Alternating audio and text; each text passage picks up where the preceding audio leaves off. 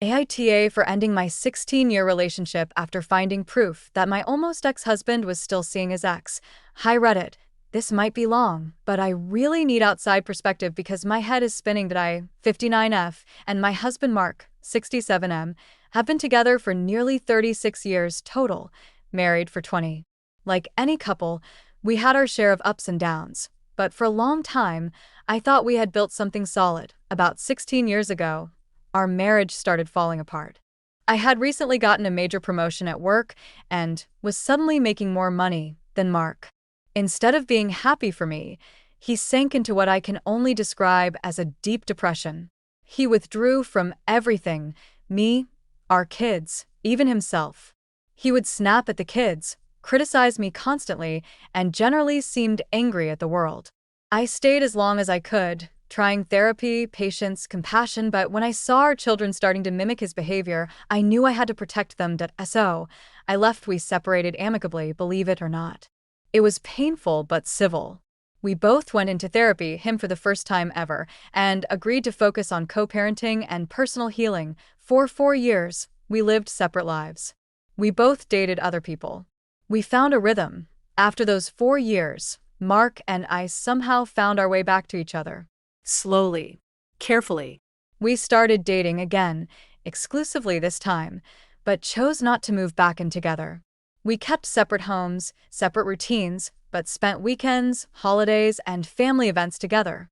We've been in this in-between relationship for 12 years now. Here's where it all unravels. During our original separation, Mark dated a woman named Lydia. He told me he ended things with her before we got back together. I believed him, but Lydia has never stopped posting about him. For 12 years, her social media has been a scrapbook of pictures of the two of them, some old, some suspiciously new-looking. I could never prove they weren't throwbacks, and Mark always brushed it off. She's just obsessed. I can't control what she posts. Those are old pictures. You're overthinking it, and I wanted to believe him. Every summer, Mark goes on long trips for a hobby of his, think remote cabins, sports events, that kind of thing. Normally, he sends me photos, checks in at night, tells me about his day. This summer, radio silence. One word replies. Busy. Tired. No signal. I had that gut feeling, you know, the one that crawls up your spine and whispers, you already know. But I try to stay rational. No proof, no fight. Until a month ago, Mark was on one of his usual trips. When he got back, he showed me a baseball cap he'd bought, one that clearly said the name of the city he was in. Definitely not something you could buy around here.